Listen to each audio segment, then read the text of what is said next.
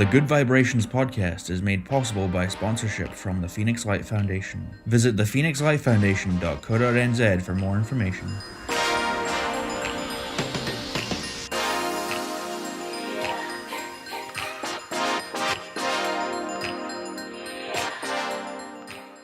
Hello and welcome to the Good Vibrations podcast. You're joining me, Phyllis Brown, here in Christchurch, New Zealand. A big thank you to everyone who really took an interest in Jarni Kupe's whole process and just our talk about Maori ancestry and the whānau and what all that meant. It was just fascinating, absolutely fascinating. So thank you so much for your feedback. Today we have in the studio Leanne Addison, and Leanne is going to walk us through her journey that has taken her into art and her very particular kind of art. So hello and welcome, Leanne. How are you today? Good, thanks. Thanks for having me. You're welcome, you're welcome. So just so that the listener gets a little bit of background information about who you are, just tell us a little bit about yourself. I'm a mum. Yep. I have a son and daughter and a grandson. Mm-hmm. And art has always been my life, so yeah. So when you say art has always been your life, so when did you, right from childhood, were you always drawing? When Yes. did you sort of get into that passion? Probably pretty little, about 3, probably, Right. you know, painting on the walls. Oh wow. And just coming here before, my grandson was drawing all over the walls. Oh right. Like, He's there's about 3 an and a half. ancestral line there. Yes. And Yeah. so at that age, when you were drawing, or even when you maybe come into that sort of that teenage years, when you start to form that whole, where am I going, what am I doing in my life, you know, what does life hold for me? Was art part of your life there, or did you step away from art and then come back to it? At 16, I was a graphic artist. Right. I learnt ticket writing. Wow. And back then ads were all done by hand. Right. And even for TV, I had to do ticket writing for the TV. Right. Yeah, it makes me feel quite old. You're not really. Yeah. So that would be, so when you say the word ticket writing, that would be the actual image that we would see on the television. Yes, Right. yeah, Right. all done with Indian ink. Right, okay, okay.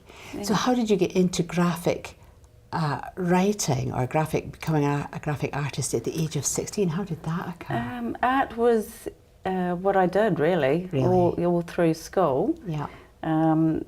English and maths was not my subjects. I used to get mum to read all my books, Yeah. and she'd write my essays. Right. So I never passed. So yeah, I spent probably, I think I was quite dyslexic at school. Yeah. And that's why I sort of went towards the art. Yeah.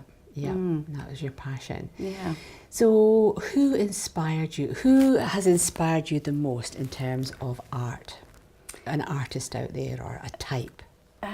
Well, I'd have to say it would be Salvador Dali. Mm-hmm.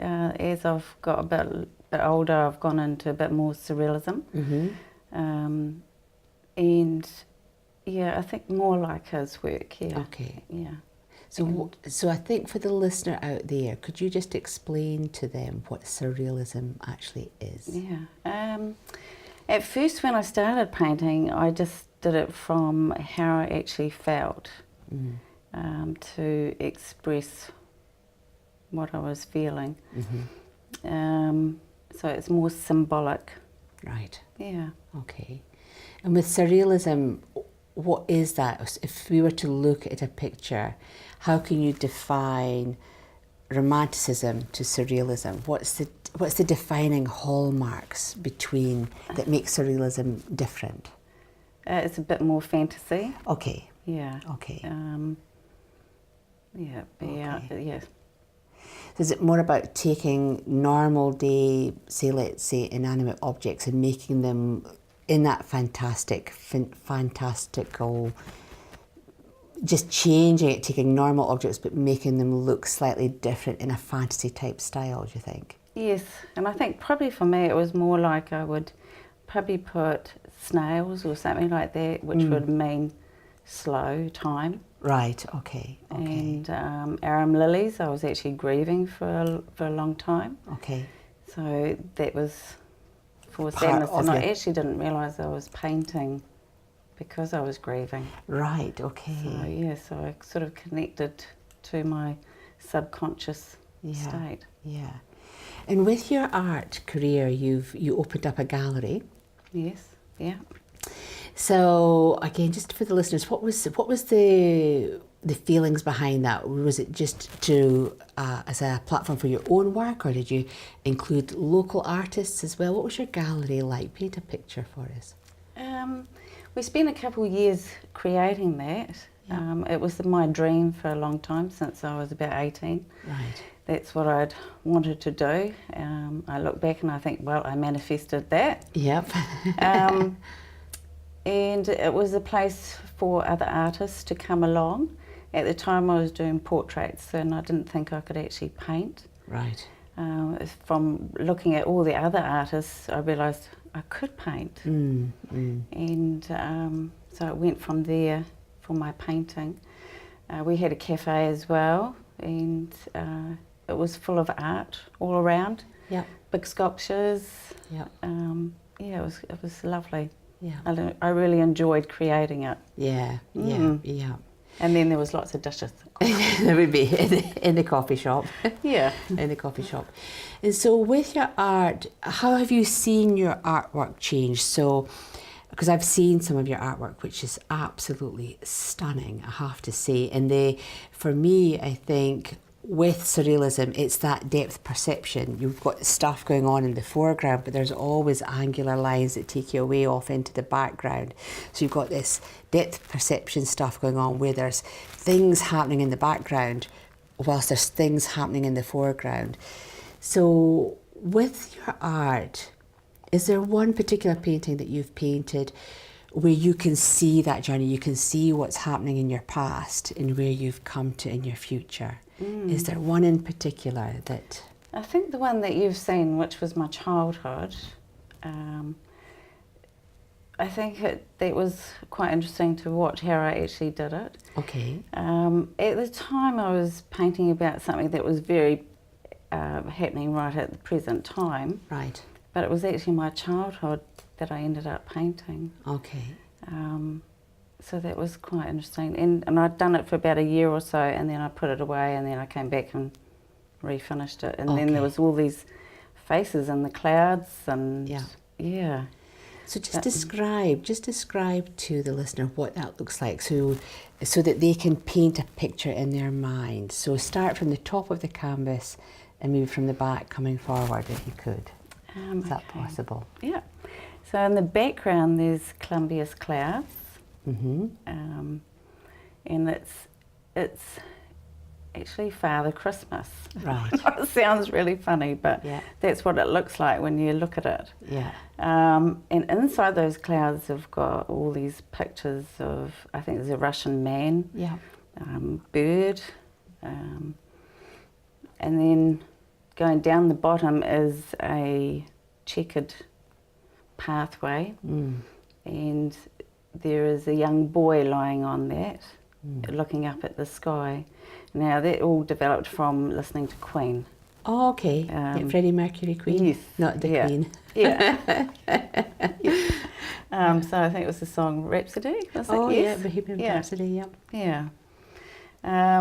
So it was from that, and that's why I chose a young boy. And I think because as a child I was quite a bit of a tomboy, so it worked in quite well. Yeah.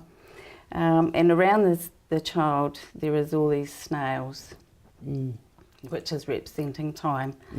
And there's arum flowers that are floating up to the cloud with a wee tree house. And so do you see that little boy, that's sort of, is that reflective of you? Is that reflective of you sort of letting go of some of your childhood memories or thoughts and feelings?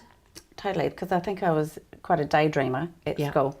Okay. Yeah, so, you know, often I'd be sitting there looking out the window instead of listening to my teacher. A bit like myself, really. Yes. I was madly in love with my art teacher, and his name was John Constable, if you could believe that. Right. So John Constable was a very famous artist way back when in the UK, the Haywain and all that sort of stuff. And he used to bring his cat into class, his kitten, whose name was Tonka Haska, was this black and white kitten. And so Tonka, as we fondly called her because we could never remember her name, on our exam pieces, there were paw prints all over our exam pieces because she'd pop into the art trays. And then the people, and we were like, oh my God, Mr. Constable, the cat's just ruined my art piece. So yes, he was, yes, art was my escapism. Art was my place where I could express myself in such a way where the pain was less. The pain was out there and the pain wasn't in here from, just the loss of my father and everything else that was going on in my background. And I was like you, English, no, maths, no. But I could draw anything. And just have that freedom of expression, really. When it comes to art. So for you, Leanne, you work with people and you've done your own healing process. So how is your artwork evolving? Is it evolving? Because it is a never-ending reflection of you at any given time on your emotional self-healing journey. So is it changing just lately, do you think? Even just colour palette? Yeah, I think so, definitely. I've just been doing a wee bit of abstract and I've been doing it with my students. Right. And using a knife palette. Okay. And it's all bright yellow. Yeah. It's got a bit of red in it. It's got a bit of green. Yeah. So now it's red barn on a green hill on a sunny day. Right. Oh, fantastic. Like, yeah. Yeah. It's fun. Yeah. I actually quite enjoy doing that. Yeah. So I may do a bit of abstract now for a while. And so you mentioned your students there. So you run art classes? Yes. Yep. They're at Art Metro. Yep. Yeah, so I work there. Yep. And what sort of kind of people do you get coming along? Is it just a mixed bag of people, or is it a set age group? It's from 5 up until 75. Wow. Yeah. Wow. Yeah, so they're all different personalities. Yeah. And do you do that weekly? Yes, I do that. Wow. 3 days a week, and then I work out working with other people for rehabilitation. Yep. And when it comes to rehabilitation, when you start an art class, do you've obviously seen your healing journey and you've observed your healing journey. So we've gone from surrealism now into the abstract, which I think is quite a cool shift, actually. So when you've got people that are using art as a rehabilitation tool, or they're just coming along just to be part of an art class, can you see them on their healing journey? Yes, very much, because when people do come along, they're quite scared. They're very much out of their comfort zone. Okay. And you can see that their personality will come out because they're being challenged. Yeah. I can actually, I know myself doing a few things lately. I've been taking myself out of comfort zone. Yeah. So I can relate to that. Yeah. It is about how you relate to people, and just let them know that you can't make a mistake. No. Because you can always paint over it. Yeah, That's true. Yeah. I think many artists didn't they? They only had one canvas and then they painted another one over. Yeah. I think Van Gogh and Monet and whatever, they would have had several paintings underneath the one that actually went, oh, that's the one I'll keep. Yeah, and I've done that myself. Have you? Yeah. Yeah. And you can't make a mistake, and it's just sort of like going past that stage, and then you start to sort of get into the zone of it. Yeah. Once you get past that. Yeah. And that's a lovely feeling. Yeah. You just block everything out, and you're into it. Yeah. And I know with your artwork, so you're a Soul's Journey teacher with the Phoenix Light Foundation, and you're a qualified psychic development teacher as well. But on the Soul's Journey, that's where you brought your art in as part of the class. And I think it would have maybe been the heart chakra that you did. Oh, yes. Where you had the music going Yes. and your artwork going. And we had to sit and listen to this music and then look at your artwork. Well, I know I sobbed from the minute the music went on. I just sat there and blubbed through the whole class, which was wonderful. Thank you so much for that healing opportunity. Bright red nose and droopy eyes, but it was wonderful. So in your art classes, on that, you know, when you're giving your art classes, do you do that as well? Do you have music going in the background that then? Yes, okay. very much. I think it's very important. Yeah. Yeah, I have it. I take around with me a stereo. Yep. Carry that with me all the time, and an iPod. Yeah. Yeah, and it's covered. Yeah, the stereo is covered in paint. Yeah. So I think it's very important. Yeah, yeah. And how do your students react? Do they get as emotional as me? Because I think it was the song, I can't even remember the song, but it was definitely the song that was very evocative for me. And Was it Cat Stevens? No, it wasn't. It was a lady that was singing it. It could have been the Carpenters or something like that. But it just, it got me. Yes. Yeah, so do you get that same effect when you play music? Does it stir up that emotional? Have done, in the past, A lot of people have got quite emotional when I'm teaching, especially if I'm teaching one-on-one. Okay. It can be quite challenging, especially drawing. Yeah, and how do you cope with that? How do you cope with other people's emotions? Because you're a great empath. Oh, I know. So you do feel... probably get emotional with them a wee bit. Yeah. I have had people that have just got scared about just doing painting and either take them outside. Yeah. And give them a breather. Yeah. Beautiful, beautiful. So if people wanted to get in touch with you to maybe come for a one-on-one art class or to buy some of your art, how can they get in touch with you? What's the best way? Probably email. Or look at my website. Yeah, so what's your website? It's leanneaddison.co.nz. Beautiful. Yeah, it still needs a wee bit of work on it. Yeah. It says I'm in Nelson. Okay, and we're in Christchurch. Yeah. That's okay. And do you take private commissions as well? Can people actually get in touch and say? Yeah, they can do, that would be really good. So through my website, you'll see my email and my phone number is on there. Who can get in touch with you that way. Or they can go through Art Metro to the school. Okay, cool. Well, I thought I would finish off, because I know Salvador Dali is a bit of a hero for yourself, and I have to say he was a bit of a hero for me when I was doing my artwork, when Tonkahaska wasn't putting paw prints all over it. My recreation of Time, Salvador Dali's piece called Time, with the clocks all melted all over the place, minus her paws. So I thought I'd just do a little saying from him, because I think he was a genius, which you either understood him or you didn't understand him. He was one of those people, you either liked him or you didn't like him, I think, for me personally. So this is one of his quotes. "Mistakes are almost always of a sacred nature. Never try to correct them. On the contrary, rationalise them, understand them thoroughly, and after that it will be possible for you to sublimate them," which is to really understand them.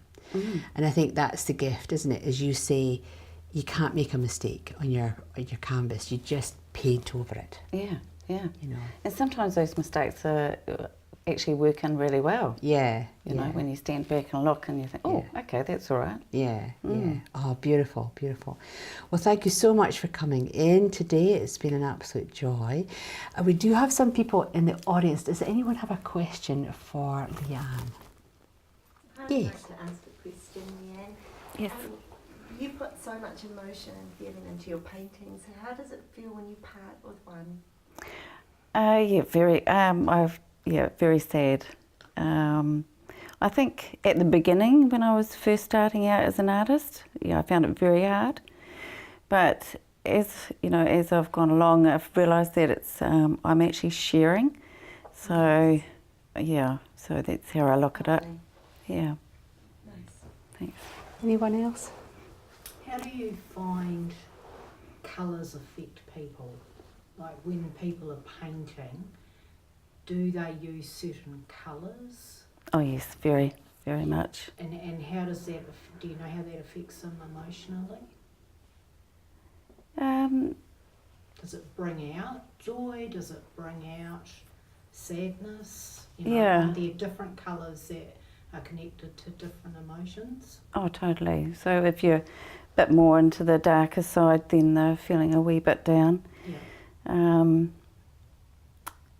Yeah, you can tell how people are feeling by what colour they're using. Yeah. Yes, you can. Yeah. So I guess it's But it's a way of releasing as well. So even if it is about grief or you're feeling sad, it is just letting it all go onto a canvas. Yeah. So it's be quite healing on a deep level then. Very much. Yeah. Thank you.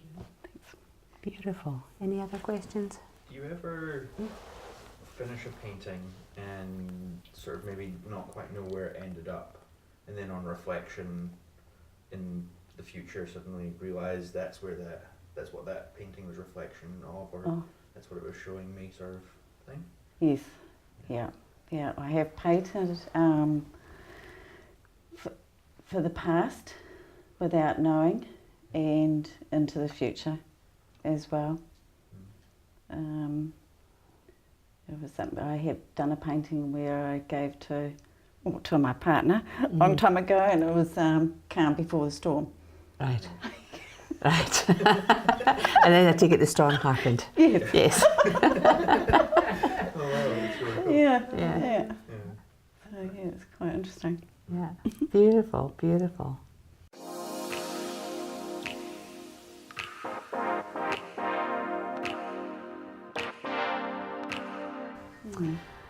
Okay, well, thank you so much for coming in and for radiating your beautiful smile as always, and sharing your thoughts and your healing journey through your artwork. And hopefully people will have a look at your website. So it's leanneaddison.co.nz, and they can look at your artwork from there, and hopefully the orders will come flooding in. Yes. That would be awesome. Great. Awesome. So thank you, dear listener, for listening to our show today. You can always find us on iTunes, Spotify, and on the phyllisbrown.co.nz website. And remember to look out for our stories on Facebook and Instagram pages, which is phyllisbrown.NZ. If you've got any questions or queries, or you'd like to join the conversation, just email me on info@phyllisbrown.co.nz. Next week we'll have a session with myself, so we might just do a review show next week. So that's the first show in October, that's the 5th of October. And until then, please be sure to share this beautiful podcast, and let's get the good vibrations out there. Thanks for now. Bye.